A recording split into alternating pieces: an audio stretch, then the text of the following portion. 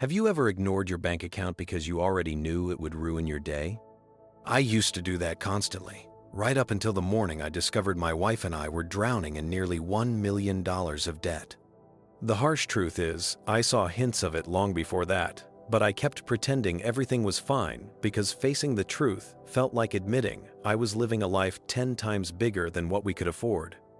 Before everything unraveled, our life looked beautiful on the outside. We had been married for less than a year, living in a condo high enough to watch the city lights flicker every night. I used to tell people that those lights felt like a reminder that we were finally on the right path. Success, stability, adulthood. That illusion kept me warm at night, even when something inside me whispered that it was all too much. We had matching new cars, designer pieces we bought because we deserved it, weekend brunches that cost more than groceries for an entire week, and a habit of buying things to fill emotional gaps we never talked about out loud. When my wife asked if upgrading our furniture again was reasonable, I nodded with a confidence I did not feel. When I wanted the newest phone, she said yes without even asking about the cost. It was our silent agreement. We said yes to everything because saying no felt like failure. But deep down, something always felt stretched, like a rubber band pulled too tight. Sometimes when I opened our banking app, I felt a knot form in my stomach. The number never looked right. It always felt lower than it should be. But I would close the app quickly, the same way someone might close a door on a room they are too scared to look inside. My wife had her own version of denial. She avoided logging into her student loan account completely.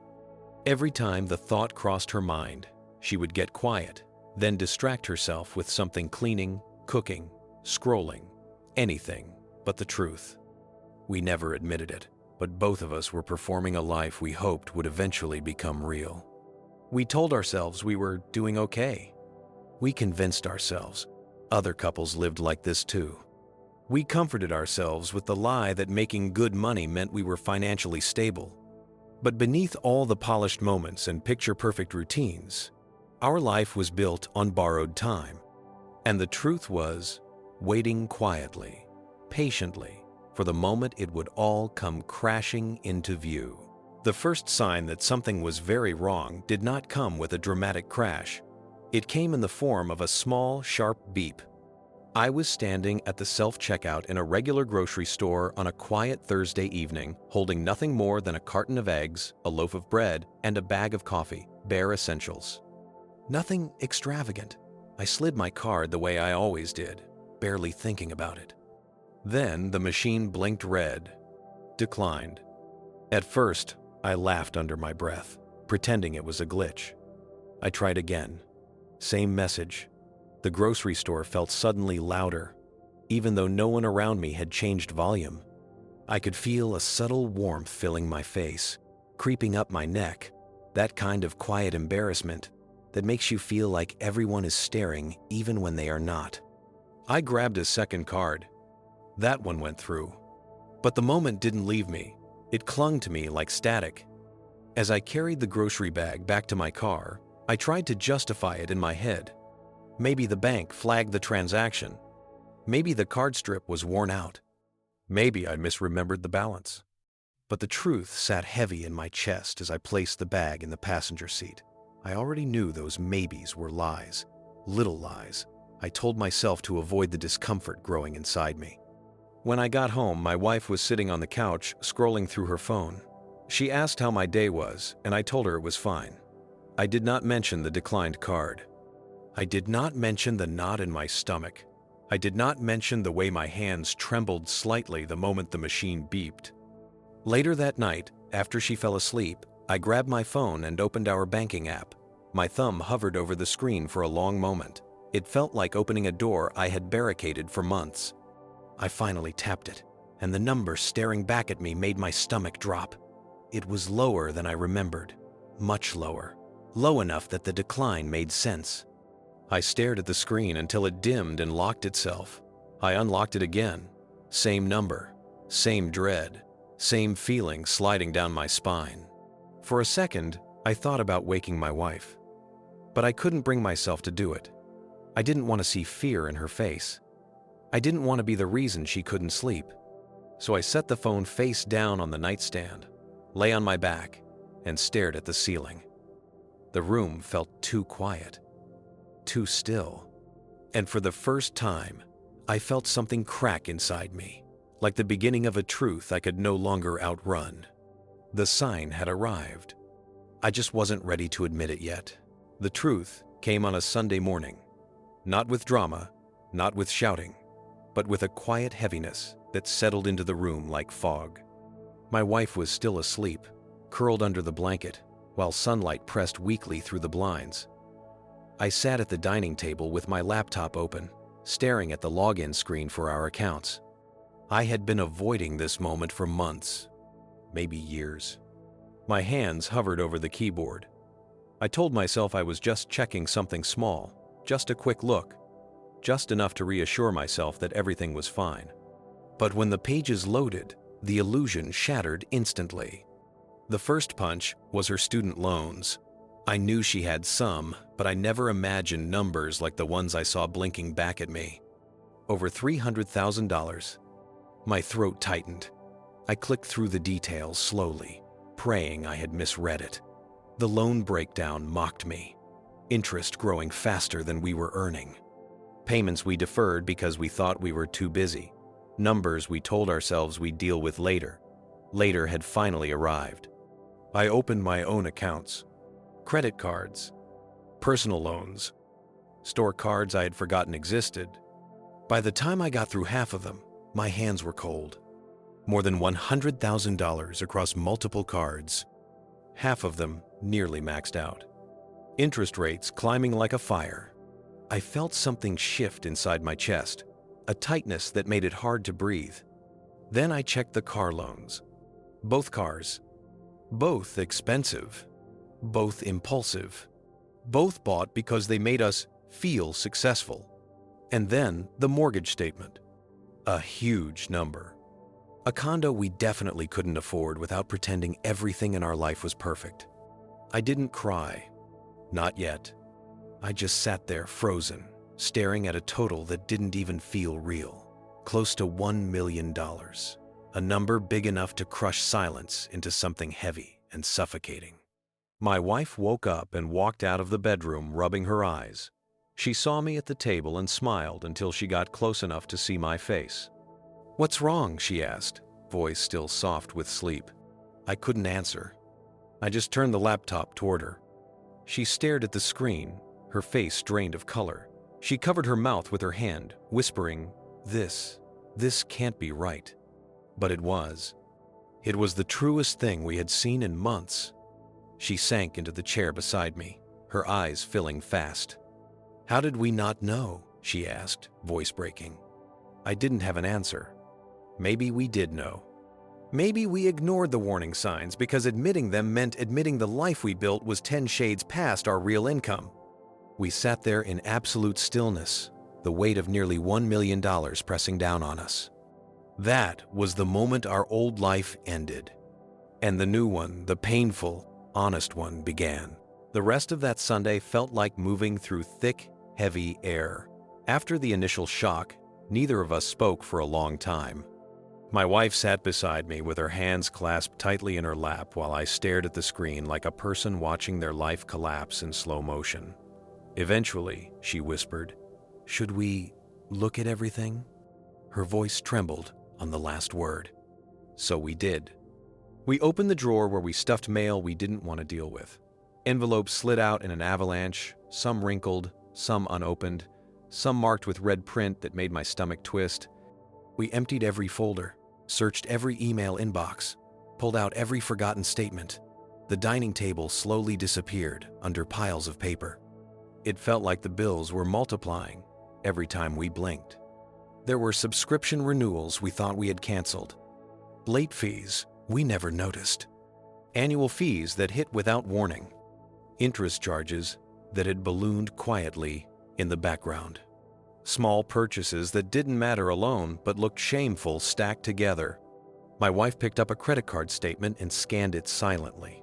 Her eyes lingered on a long list of transactions from clothing stores and online shops. I don't even remember buying half of this. she whispered. I swallowed hard and picked up one of mine. Mine was full of tech gadgets, restaurant charges, monthly memberships, and random upgrades I thought made me look successful. Me neither, I admitted. The room felt smaller. The bills felt bigger. At one point, the only sound was the soft ticking of the wall clock and the rustling of paper as we flipped through pages we once pretended didn't exist. The light changed slowly as hours passed, turning from warm morning glow to a muted afternoon haze. Dust floated in the sunlight as if time itself had slowed down to make us truly see the mess we created. My wife suddenly stood up and walked toward the bedroom. She didn't slam anything, didn't raise her voice, but the quietness of her footsteps felt heavier than shouting. I sat alone for a moment, staring at a medical bill from years ago that we thought insurance had covered, a bill now in collections. Eventually, she returned and sat next to me again. Her eyes were red, but her face was calm, not peaceful, just numb. "This is a lot," she said softly. "It's too much," I replied. She nodded almost imperceptibly. How did it get this bad? Neither of us had an answer. Maybe because we stopped paying attention. Maybe because we wanted a life we couldn't afford. Maybe because admitting the truth felt like admitting we failed. We sorted the bills into piles, loans, credit cards, utilities, medical, renewals, but each pile looked like a warning sign. Each number felt like a reminder that every choice we ignored had come back, louder and angrier than before. And as the table filled with paper, one truth settled in my chest like a weight. We weren't just behind. We were buried. At some point, the bills stopped being numbers on paper and became something else entirely. They became shadows stretching across the room, filling every corner with a quiet, relentless dread. My wife and I sat in the middle of it, surrounded by piles of debt, as if the room itself was closing in. The overhead light buzzed softly, making the silence feel even heavier. She was the first to crack. Not loudly, not dramatically. She just exhaled a shaky breath, put her face in her hands, and whispered, "I cannot believe this is our life." Her voice sounded small, like the words hurt her throat on the way out. I felt something twist inside my chest. I wanted to comfort her, tell her it would be okay. But the truth was, I didn't know if it would be. I didn't even know how to begin fixing something this massive. So I just sat there, staring at the pile of credit card statements in front of me. She lifted her head slightly. "Why didn't we notice? How did we let it get this far?" Her eyes asked something deeper. Were we really this oblivious? Were we really living a lie? I swallowed. "I think I didn't want to see it. And you didn't either."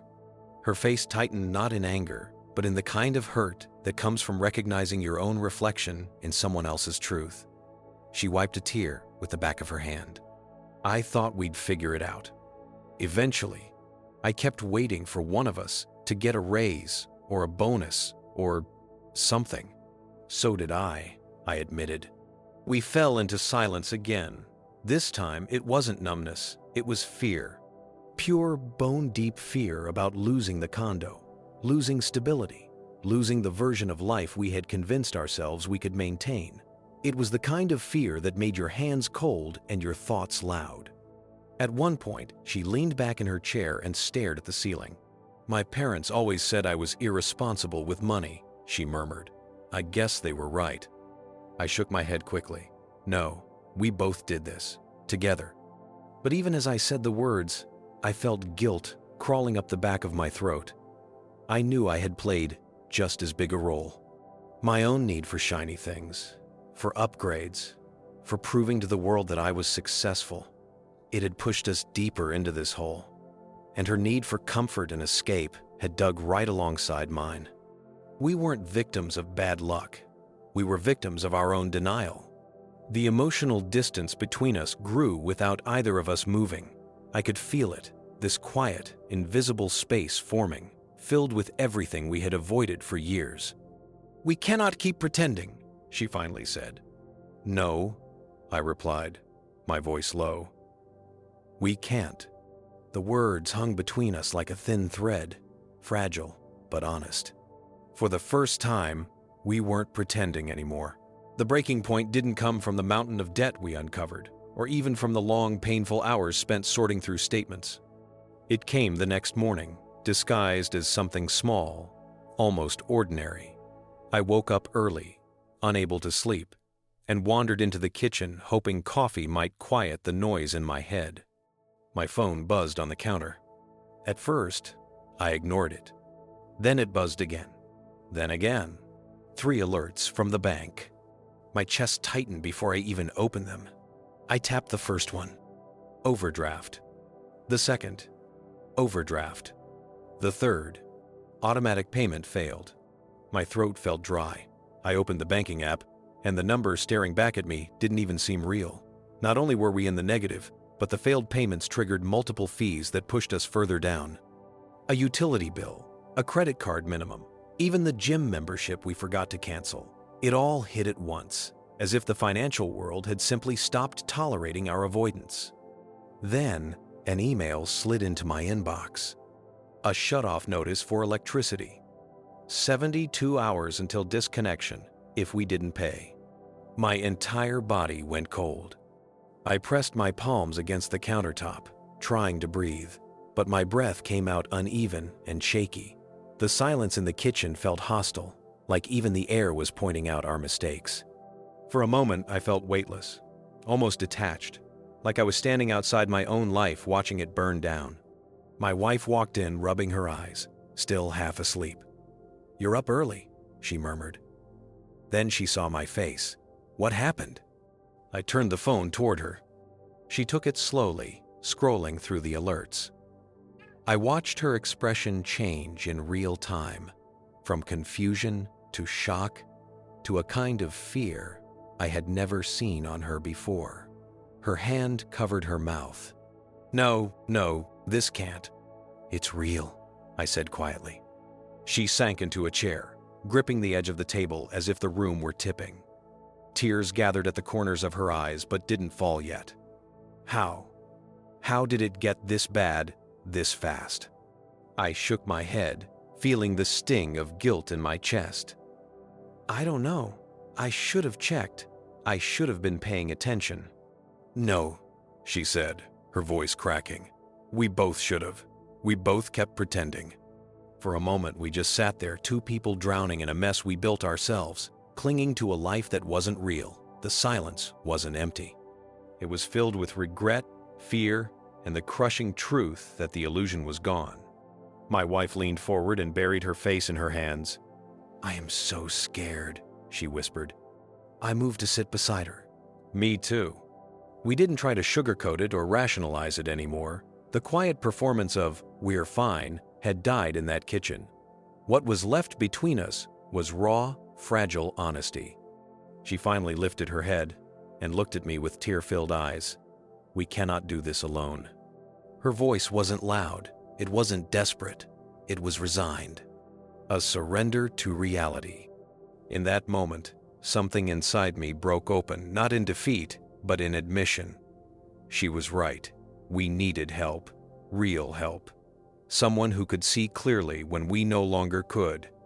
This wasn't just a breaking point. It was the moment we stopped pretending and started facing the truth. We weren't expecting anyone that day. The air in the condo still felt tight, like the walls were holding on to the stress from the night before. My wife and I were sitting in silence again when a sharp knock echoed through the hallway. I opened the door to find Mrs. Dalton, our older neighbor from down the hall, holding a container of soup. She took one look at me, then at my wife in the background, then at the messy table stacked with bills. She didn't blink. She didn't gasp. And she definitely didn't give us that soft, pitying smile we had gotten used to from other people. Instead, she stepped inside, handed me the soup, and said, "Sit down, both of you." We sat without arguing. She pulled out a chair, slid into it like she owned the place, and rested her elbows on the table. "Now," she said, eyeing the pile of statements, "tell me how you two managed to fall this far without noticing your own footprints." My wife opened her mouth, probably to soften the situation, but Mrs. Dalton raised a hand. "No sugarcoating. Not today." And something about her tone, sharp, steady, unapologetically real, made the truth spill out. We told her everything: the student loans, the credit cards, the personal loans, the cars, the condo, the overdrafts, the shut-off notice, all the moments we glossed over because facing them made us feel small. Mrs. Dalton listened with her arms crossed, nodding once in a while, her expression unreadable. When we finished, she leaned back and let out a slow, controlled breath. "All right," she said. "You two aren't stupid. You're scared. And scared people make terrible money decisions." My wife blinked. I swallowed. She continued, "You've been living 10 times the lifestyle your income can support. Don't shake your heads. Look at this table. You've been performing a fantasy instead of living your life." It stung, not because she was wrong, but because she was right. Mrs. Dalton tapped a finger on a thick stack of credit card statements. These didn't appear out of thin air. This is years of ignoring the truth. Years of telling yourselves you deserved things you couldn't afford. Years of letting fear decide for you. A lump formed in my throat. My wife stared at her hands. But then her tone softened. Not gentle, just honest in a way that felt grounding. "You can fix this," she said. "Not in a week, not in a month, but you can fix it if you stop lying to yourselves." She reached into her bag and pulled out a small, battered notebook with creased pages and a broken spine. She slid it toward us. "This saved me," she said simply. "Different story, same stupidity. Use it, and do exactly what I tell you." We nodded, almost in unison. "Good," she said, standing up, "because the two of you are done pretending. Starting today, you're fighting back." Her words landed like steps toward an exit we didn't know existed. For the first time, the room didn't feel suffocating anymore. It felt possible. Mrs. Dalton didn't waste time. The moment she sat back down, she opened the worn notebook she had placed in front of us, flipped to a blank page, and clicked her pen like she was preparing to perform surgery. "First," she said, her eyes cutting through the tension in the room, "we stop pretending. Both of you. Right now." She drew a single line down the middle of the page. "This is the truth line," she said. "Everything on the left is what you owe. Everything on the right is what you earn. And before either of you start sweating, yes, it will hurt. But pain is how you wake up." She slid the notebook toward me. "Tell me every debt you have, and do not round down. That's how liars do math." The words stung, but not in a cruel way, more like someone pressing on a bruise you've been hiding. I swallowed and started listing things softly. Student loans, credit cards, personal loans, car payments, the mortgage, a line of credit we forgot existed. My wife added her numbers too, voice breaking only once. Mrs. Dalton wrote everything down calmly, her handwriting firm and controlled. "Good," she said. "That's your honest numbers page. People who can't face their numbers don't get to complain about being broke." She flipped the page. "Now," she continued, "you're going to give every dollar a job. No more guessing. No more, 'we'll figure it out later.' Later is how you landed here." She showed us how to budget with precision, not vibes. Every dollar assigned to something. Every category tight and uncomfortable. Our old lifestyle was nowhere on that page. "Look at this," she said, tapping the fresh budget. "This is control. It's small and ugly and strict, but it's control, and that's more than either of you had yesterday." Then she leaned back, eyes narrowing slightly.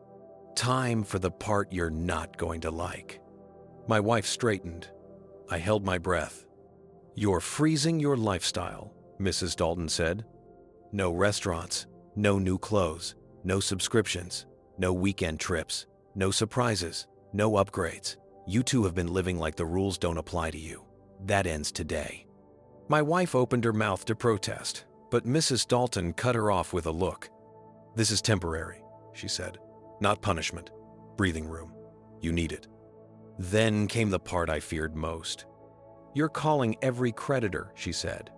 "You're going to ask for itemized statements, lower interest, hardship, plans, everything. Use your fear as fuel." My stomach tightened. I hate making those calls.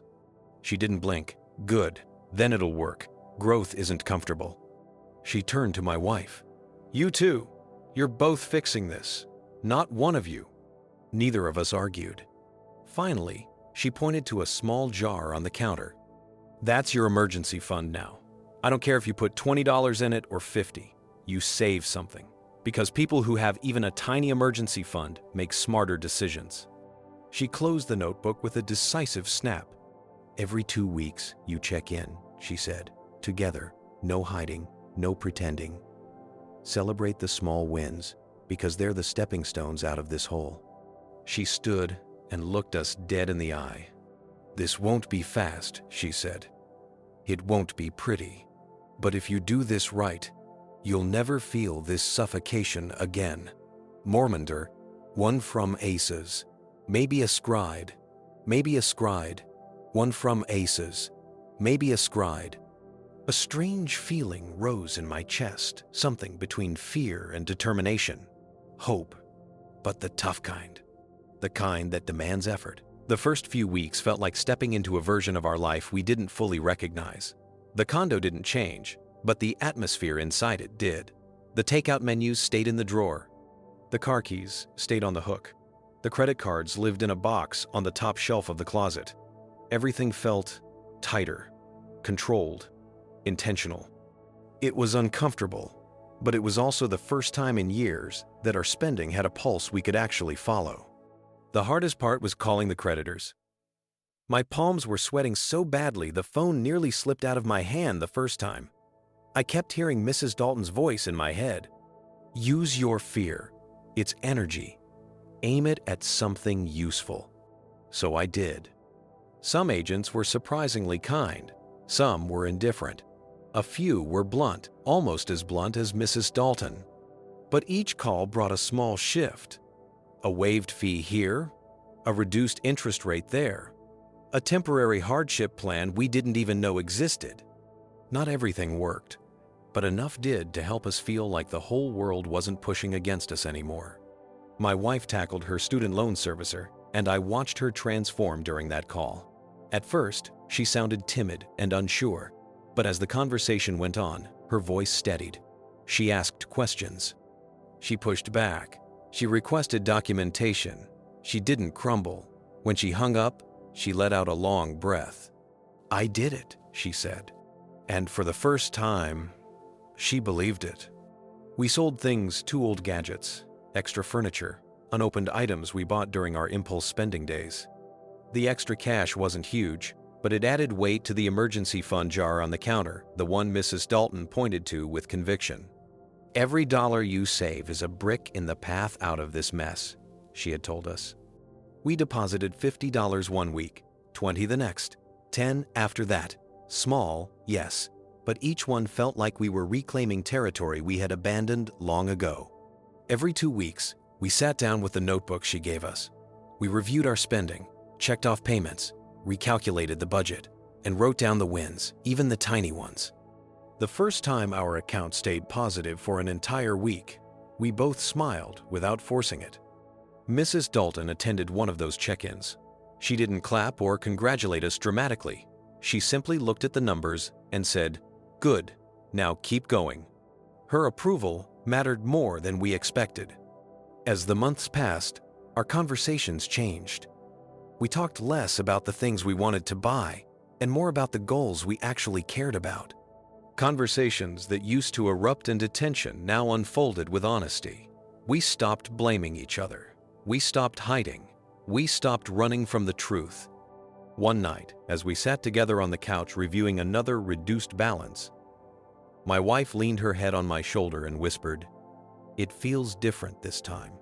She was right. It didn't feel like survival anymore. It felt like progress. Slow, steady, humble progress. And for the first time since the storm hit, the climb didn't feel impossible. The shift didn't happen in one dramatic moment. There was no single victory that announced itself with fireworks or fanfare. Instead, it arrived quietly, just like the trouble had. One morning, months after we had begun this journey, I sat at the same dining table where our world had collapsed. The same chair, the same view, the same faint hum of the city. But something felt different.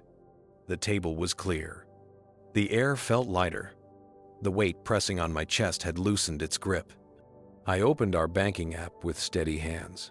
Not avoiding, not bracing, just checking. The numbers staring back at me no longer looked like threats. We weren't debt-free, not even close, but we had structure, a plan, control, and more importantly, honesty. My wife walked into the room with a warm mug in her hands. She looked softer, steadier, more present than she had in months. "Checking everything?" she asked. "Just making sure the plan is holding," I said. She sat beside me and rested her head on my shoulder. "It feels peaceful," she whispered. And she was right. Peaceful didn't mean perfect. Peaceful meant honest. It meant waking up without dread, gnawing at our stomachs. It meant understanding our limits and living inside them instead of sprinting 10 miles past them. It meant breathing without guilt. We still lived in the same condo, but the condo itself felt different, like it finally matched the reality of our lives instead of the fantasy we'd built on borrowed money. The cars stayed parked more often. The credit cards had dust from disuse. Our weekends were quieter, filled with walks, home-cooked meals, conversations that flowed without fear of what we weren't saying. Mrs. Dalton came by one afternoon with a basket of groceries. She placed it on the counter and scanned our living room with those sharp eyes of hers. A hint of approval flickered in her expression before she said, "Looks better." My wife smiled. "We've been sticking to the plan." "Good," Mrs. Dalton replied. "Remember, discipline is a muscle. If you stop using it, it shrinks." That was her version of a compliment, and honestly, we cherished it more than any praise. As the months passed, we learned to redefine success, not as shiny cars or overpriced furniture or the illusion of status, but as stability, as communication, as honesty. As waking up each morning knowing exactly where our money was going and why. We were no longer living 10 times our real lifestyle. We were living exactly within it. And for the first time, it felt enough, more than enough. Sometimes I still think about the day everything fell apart. How terrifying it was, how humiliating, how small it made us feel. But now, when those memories come back, they don't sting the same way. They feel like chapters from a book we survived. And if someone out there is sitting where we once sat, pretending things are fine, avoiding numbers, drowning quietly, I hope our story reaches them. I hope it gives them the courage to look at their truth, even if it hurts. Because if our journey helped you breathe a little easier today, we'd be grateful if you stayed with us. Someone out there needs the next story just as much as you needed this one.